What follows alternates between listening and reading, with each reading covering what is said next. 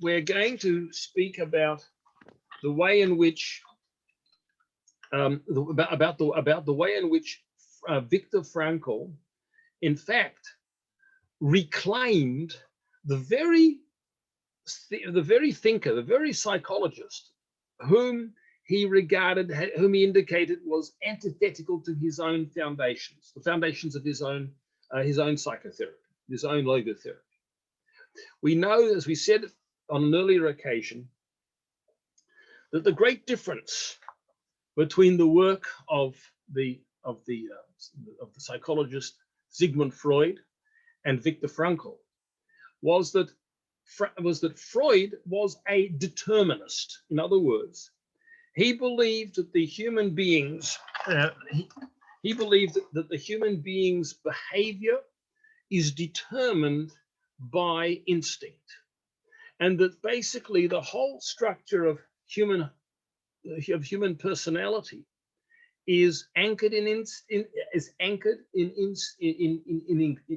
instinct. The mental faculty, the ego, is there basically ultimately to steer a safe path for instinct. And we know that from his doctrine came a kind of a cultural ideology which elevated and extolled the instincts, whether it was the erotic instincts, whether it was destructive instincts, narcissistic instincts, and that produced a culture and a society which is something which we are still actually experiencing the consequences of, which we're still experiencing the consequences today. And whilst Viktor Frankl began as a student of Freud, he came to reject the foundations of Freudian psychology completely. And far from viewing the human being as one who is driven or determined by instincts, or that he saw rather the essential human being is a higher self, a spiritual self, a conscience, which is able to respond to life's circumstances and also to respond to the promptings of one's own instincts and to make moral decisions about whether to follow them or not to follow them. So Freud in some way is the polar antithesis of the work of Frankl, and Frankl in fact developed his own logotherapy, if you like, as a progressive response to and counter to the work of Sigmund Freud. Once again, because in Frankl, the essential self is the higher self, and it's that self which is capable of dealing with, responding to all the promptings, whether from within or from without, in one's own personal context. So therefore, it may seem very strange that Frankl, at the one and the same time as he rejected the foundations of Freudian psychology, he indicates that he regards Freud as having accomplished something very great. And not only that, he seeks ways of, if you like, synthesizing Freudian psychology with his own logotherapy. And that seems like an astonishing proposal in view of what we've said. So in my book, The Rediscovery of the Human, the psychological writings of Viktor Frankl on the human in the image of the divine, I document what it was exactly that Freud said about that Frankl said about Freud. But here in this today, I want to outline very briefly how it was possible that Frankl could somehow redeem Freud's work and incorporate it also into some sort of synthesis with his own logotherapy. Now, the basic point of difference is this: the basic entry point to this synthesis is that Frankl sees Freud as presenting a true picture of the instinctual makeup of the human being. However, where he differs with Freud is on the question of whether this instinctual structure is determining within the human being or not. So basically, we can see that that when what I want to do basically now is to sort of give a brief synopsis of Freud's picture of the instinctual, what he understood to be the instinctual structure and foundation of human personality, and show how Frankl's work basically utilizes this, but does it under the aegis of human responsibility. That is to say, of the sovereignty of the choosing, spiritual, conscience-bound self, the higher self within the human being. Now, we know that Freud delineated a number of basic instincts. And these instincts he actually sees as, in some ways, taking over the basic departments of human personality. What are these instincts? Well, first of all, we see, everybody knows very well that Freud spoke at length about the concept of eros and libido, about the human being's drive for sexual gratification, and this is perhaps the most well-known instinct in the Freudian pantheon. And Freud locates this in what's called, if you like, the bodily dimension or the somatic dimension of human personality. It's the id, the it, if you like, the animal part of the human being. Now, that is one. But then he distinguished a second instinct, and that he called also by the name of a Greek deity, and he called it by the name of Thanatos. Thanatos is what he calls, if you like, the death instinct or the aggressive instinct. And this instinct he locates primarily in the realm of the ego. He calls it an ego instinct. Why is it there? Because its function is to, if you like, is to check the libidinal impulses of the id, and to make sure that it doesn't self-destruct. In other words, to organize a safe path for, if you like, libidinal self-gratification. But it is a reviewing and a checking faculty, and it is, and because it's also called destructive or aggressive, because in a sense it plays a role of aggression sometimes against libido. It places checks sometimes on libido when that's going to be dangerous, when it would be dangerous for libido to follow its own impulse path unchecked. However, it's there basically to act as a controlling, restraining, delimiting force within the human being. And then there is a third instinct, if you like, or a third instinctual complex within the human being, according to Freud, and that is called the narcissistic element. It's named after also another figure from Greek mythology called Narcissus, who was enchanted by his own reflection in a stream, and from that comes the word of which we're all too familiar, narcissism. Now, for Freud, this narcissistic impulse, if you like, or complex, takes up its residence in what he calls the superego. And in infancy, this superego takes the form of a kind of a megalomania. The child just knows it knows that it's all that exists, basically. But as time goes on, when the child begins to grow and realizes that it cannot gratify all of its wishes, So then what happens is that then what it does is it transforms, if you like, its eros. Instead of going to its customary objects of erotic gratification, it goes towards its own faculty of ego. In other words, its own. If it cannot have what it wants, then at least it will idolize, worship its own limiting power, its the limiting power of ego over instinct. So this becomes what Freud calls ego eros, ego love.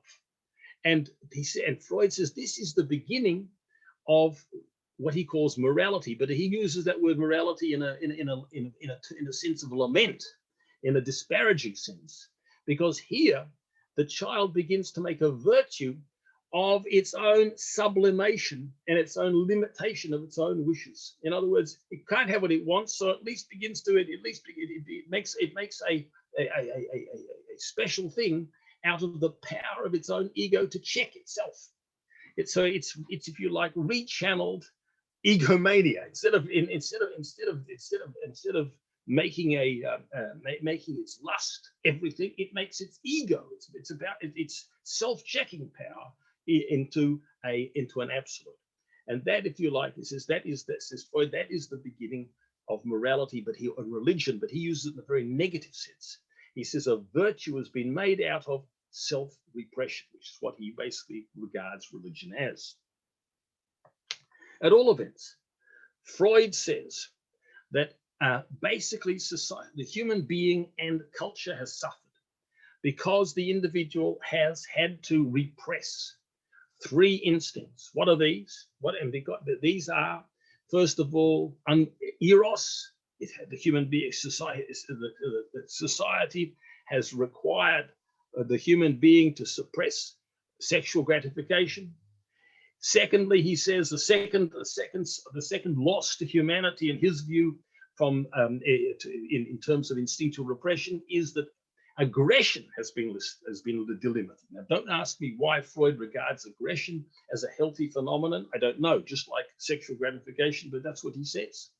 And the third one is the narcissism. He says that the narcissism has been turned inwards towards self-repression. But what healthy narcissism would be a sense of omnipotence, a sense of megalomania. And so Freud would ideally like to see the deregulation of all of these impulses. The impulse, the quest for sexual gratification.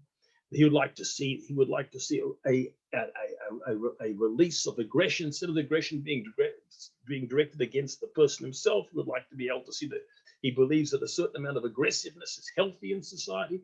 And finally, the sense of omnipotence, he says, also is a healthy phenomenon.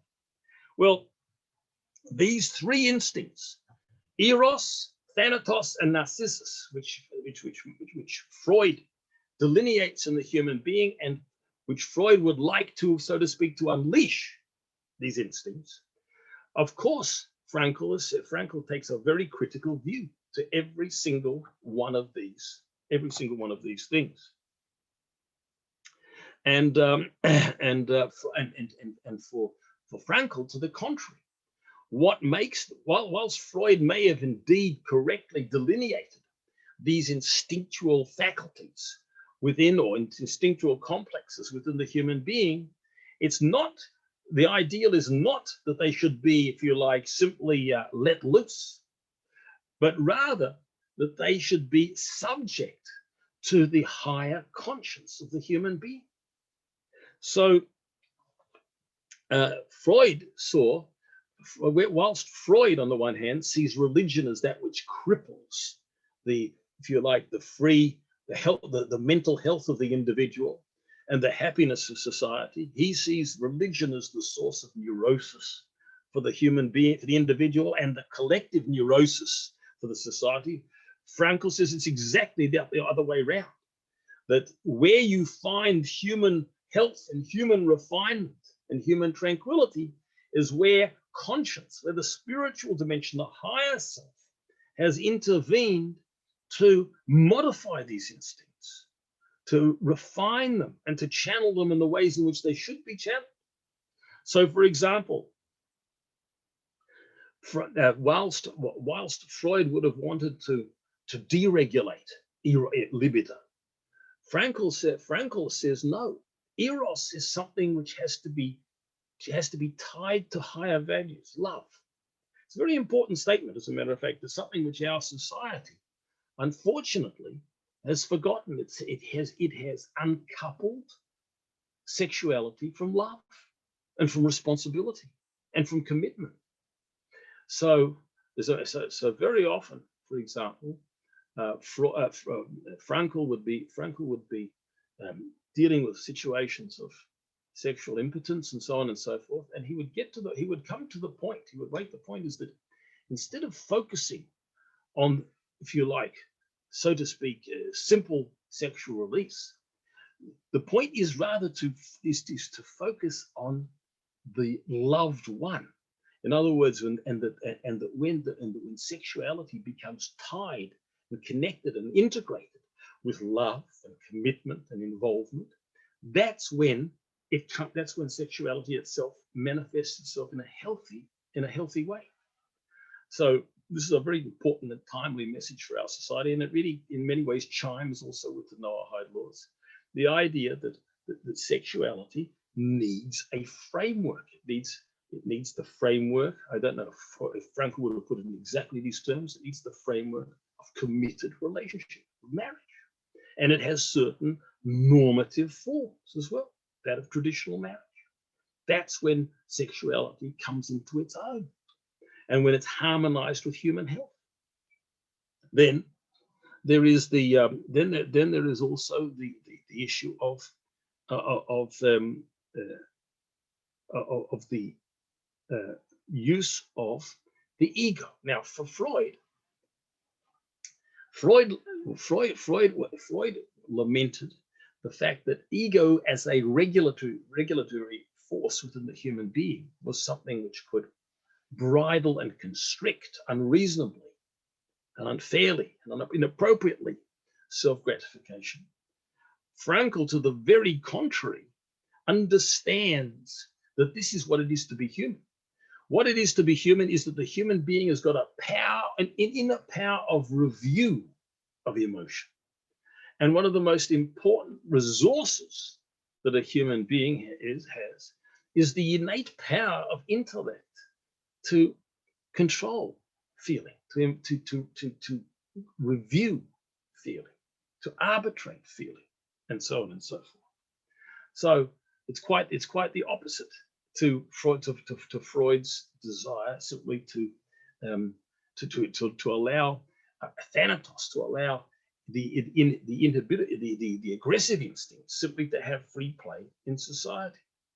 And finally, when it comes to the discussion of what's called the superego, that regulatory conscience, that conscience department, so to speak, of the human being, well, for Freud again, that was something which he felt was inimical to the human being, that he saw religion as the source of neurosis. He saw religion as a collective neurosis, as something which, so to speak, hinders and bridles and crushes the individual and produces a social neurosis. Frankl says exactly the opposite. Frankl says, no.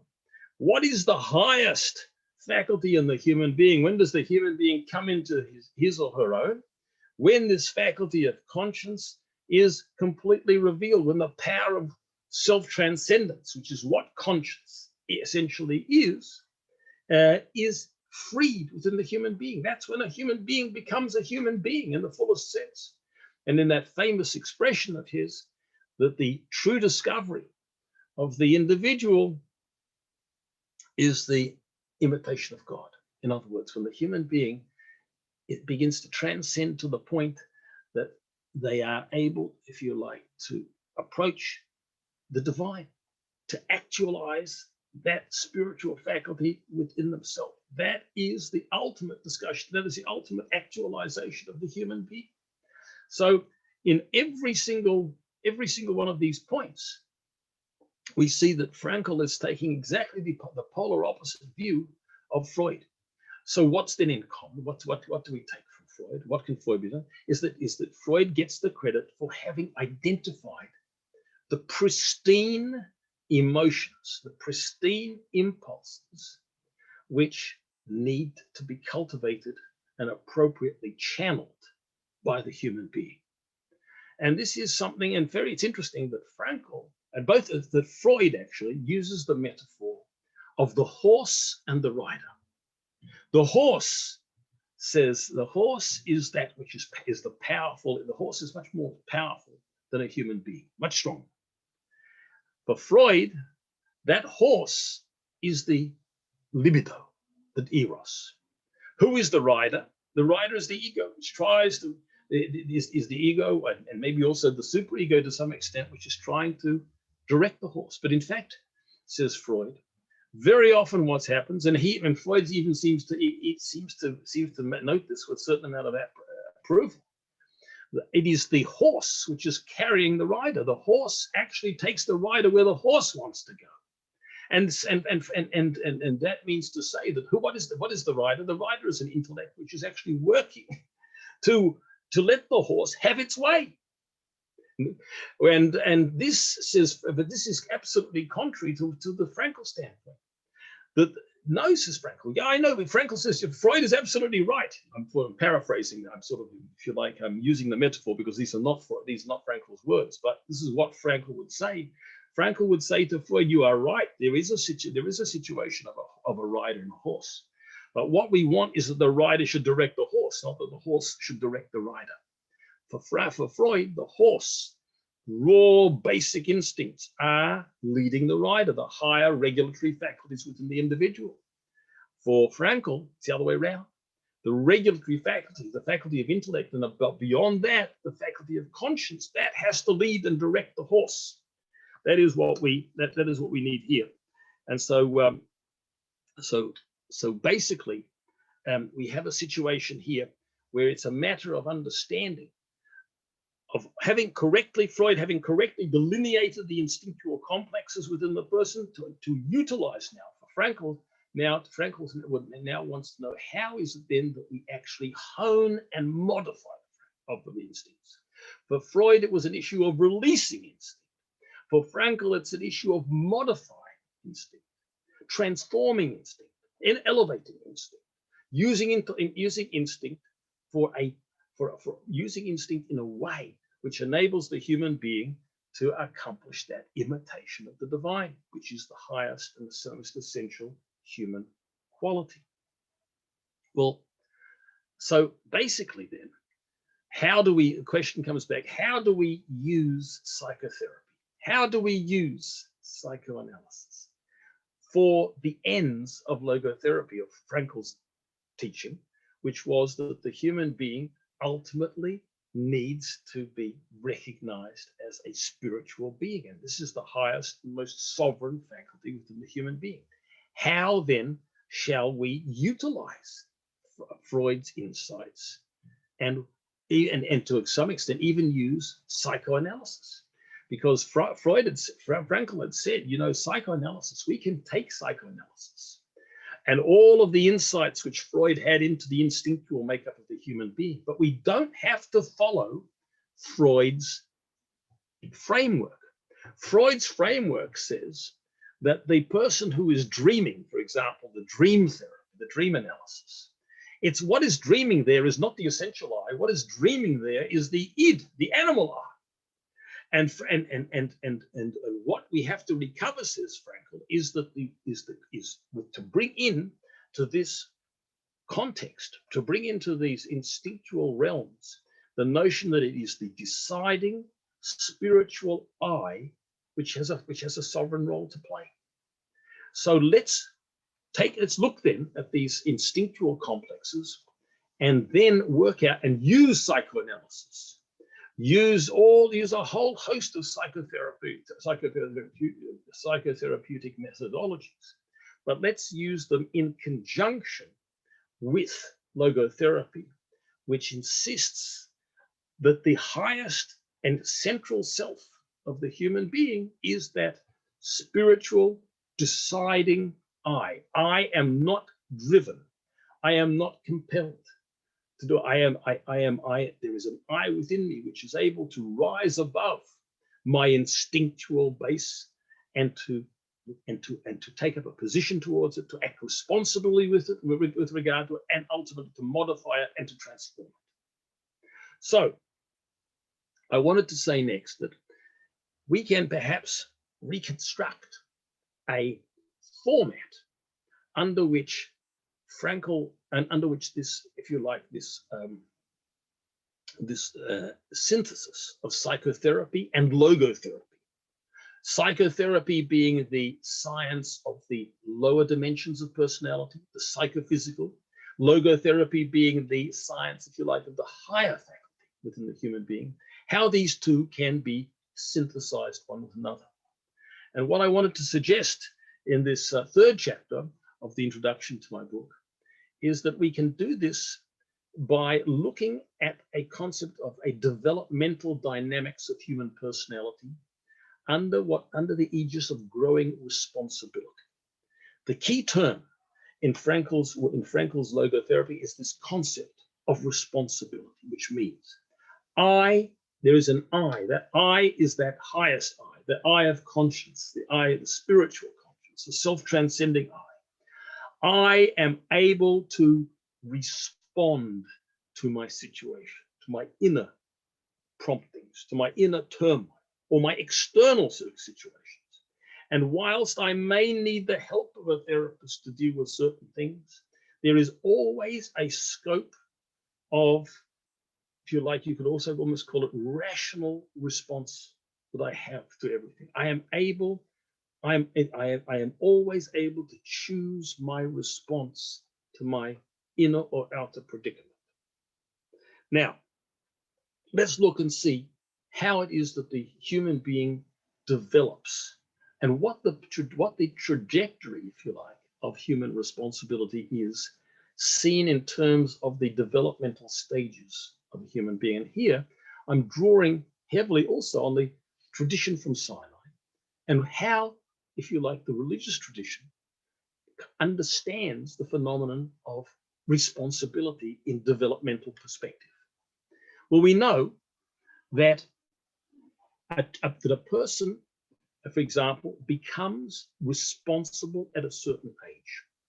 In Torah law, for example, the Noahide laws, there is an age, according to some views, it's 13 for a male and 12 for a girl, at which a person is actually capable and held responsible for their conduct. What this means is that up to this point, the person has been a child. Being a child, being a child signifies that that person is not. It is not expected of a person up to that age to be able to regulate their own emotional or psychophysical responses to different situations. The person does not have that kind of stability and sovereignty over their own, if you like, their own psychophysical, their own emotional and perceptual complex. And that's why they can't be held responsible for doing something wrong, because they don't have that degree of control. They don't have that degree of responsibility. Up to this point, the child, for example, is typically, obviously there will be growth. A young child is different from an older child, and so on and so forth. But up to this age, whether it's 12, 13, whatever it is, there is not yet that situation where, if you like, where impulse and perception can be checked, can be reviewed, can be controlled. At this point, that's, if you like, that is called, if you like, that's pre-responsibility. There comes in at this point in adolescence, and it may be actually in contemporary society, that the age shifts. It could be that children mature later these days. We'll find very often in secular law, for example, the age of 16 is given as an age of consent. Whether a child can, sexual terms, or the car can drive, whatever it might be. And there is a view in Noahide law that this concept of maturity actually may vary according to each individual and according to the times in general as well. Nevertheless, wherever we fix this time, when this point arises, what it says is the very fact that the person is legally responsible means that the person has a power of review over impulse and perception. The human being is able to make conscious what they know to be right, arbitrate and check their own behavior, and do so stably and consistently. So all of that is then so at this particular age, then one enters into a stage of responsibility. Now, what's this got to do with psychotherapy? This is all seems to be describing a normal development. The answer could be that, in fact, what we find is that people with a host of mental illnesses and so on may in fact have difficulties in this actual regulatory mechanism. They may be older people. They may be no longer children. They may be no longer adolescents. They may be adults, but they can have problems in actually regulating their own conduct. And they may, apart from the fact that there are certain organic illnesses to like schizophrenia, to which this whole dynamic is not relevant anyway. But in general, we're speaking about the growth of responsibility. And so responsibility then enters at this point, which law, for example, fixes. Let's say at 16, or in other societies it might have been 13, 12, or whatever it was, where the human being has this degree of power over instinct and impulse and perception. Then we come, and it's very interesting, we come then to a status, but that is the ability to check, the ability to hold back influence, to fight it, to respond in the sense of checking impulse and perception. This is actually incredibly timely at this time, because we know that unfortunately there are movements afoot now which actually want to prey upon the child's fluidity of impulse and self-perception. And what's more, what's worse in this particular case is that it doesn't allow norms in with which the child, in reference to which the child would normally have been able to, or the child plus the society would have been able to mold and guide this self-control and the self-perception. At all events, there is a stage beyond that of, in the terms of the normative development of responsibility, a higher stage altogether. Now, this stage is a stage where it's a stage of refinement of responsibility. Until at this point, call it whether we call it 12, 13, 16, at this point, a child or a human being is deemed capable of checking an impulse which runs against the norms which the child knows to be right. And therefore that child is legally liable for their conduct.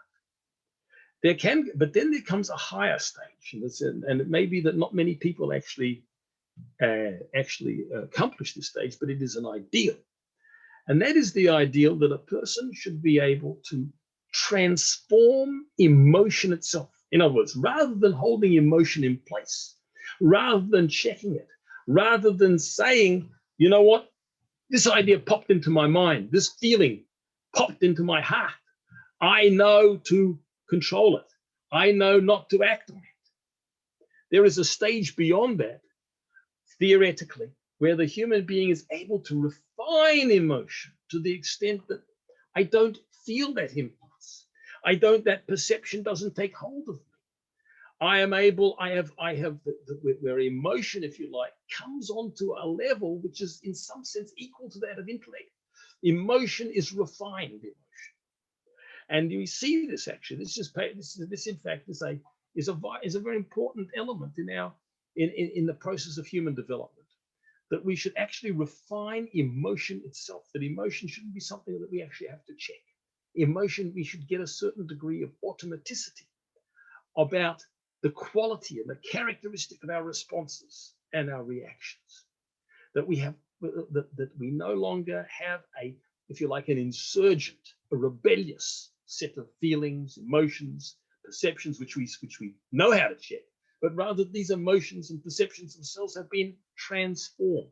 That's the highest point of personal development. Now, you won't find psychology training people necessarily in those higher spheres, but it's still a desideratum, it's still a goal and an ideal of the human being to know that the instinctual complex, that the feelings, the impulses can themselves become refined feelings, refined impulses.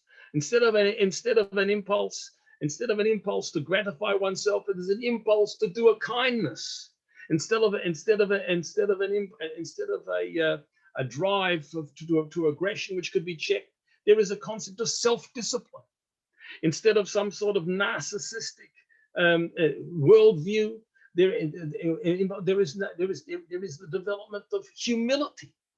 That instead of having to deal with lust and with aggression and with narcissism, what dwells within the human person's breast is love, is self-discipline, is humility. In other words, that the emotions themselves no longer require that checking process, but themselves they themselves have been fully refined.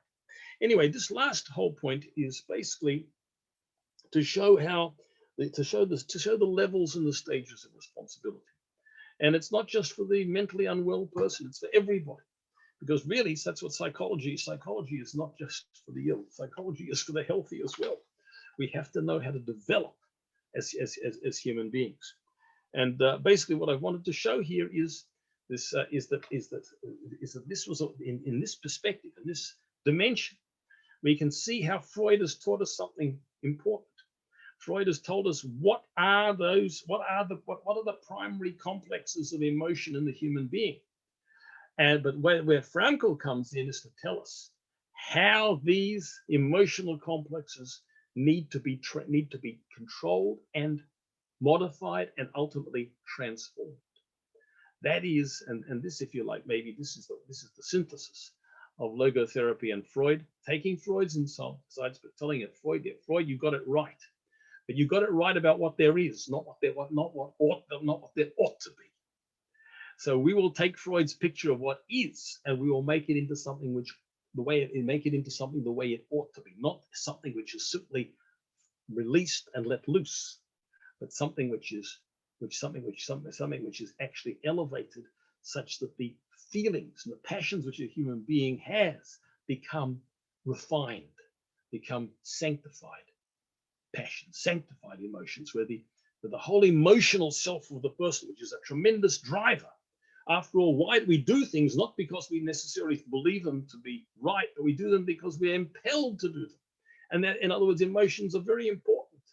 Emotions are extremely important to our service as human beings. They are the drivers. But for that, the emotions have to become refined emotions.